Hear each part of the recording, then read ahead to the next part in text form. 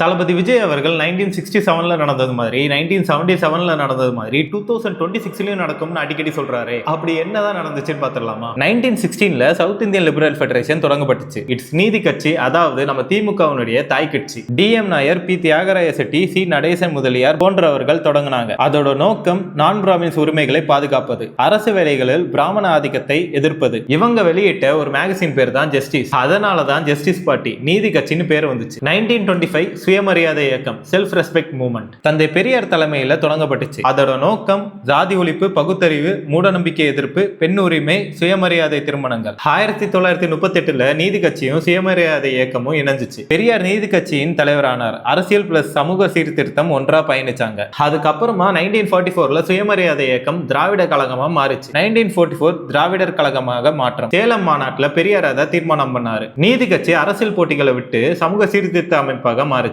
இப்போதான் திராவிட நாடு தனி நாடுன்னு கோரிக்கை ரொம்ப ஸ்ட்ராங் ஆச்சு. 1949ல திராவிட முன்னேற்ற கழகம் தொடங்கப்பட்டது. பேரறிஞர் அண்ணா தலைமையில பெரியாரிடம் இருந்து பிரிஞ்சு உருவாச்சு. காரணம் என்னன்னா, பெரியார் தேர்தல் அரசியலை விரும்பல, ஆனா அண்ணா தேர்தலில் போட்டியிட்டு ஆட்சி அமைக்க வேண்டும்னு முடிவெடுத்தார். இந்த ஒரு காலகட்டம் தான் இந்திய எதிர்ப்பு போராட்டங்கள்லாம் தீவிரமா நடந்துட்டு இருந்த காலகட்டங்கள். சரி, இப்ப நம்ம கதைக்கு வரும். ஆனா அந்த வெற்றி ஒண்ணு ஈஸியாலாம் கிடைக்கல. ஒரு டிராமா பார்ட்டின்னு கலாய்ச்ச கட்சி 15 வருஷத்துல ஆட்சி அமைச்சாங்க. ஸ்ட்ரீட் மீட்டிங்ல ஆரம்பிச்ச மூமெண்ட் அசம்பிளில முடிஞ்சது. திமுக 1949 தொடங்கியது. 1952ல அவங்களோட முதல் தேர்தலில் போட்டியிட்டு படிப்படியா வளர்ந்து 1967ல ஆட்சியை பிடிச்சாங்க.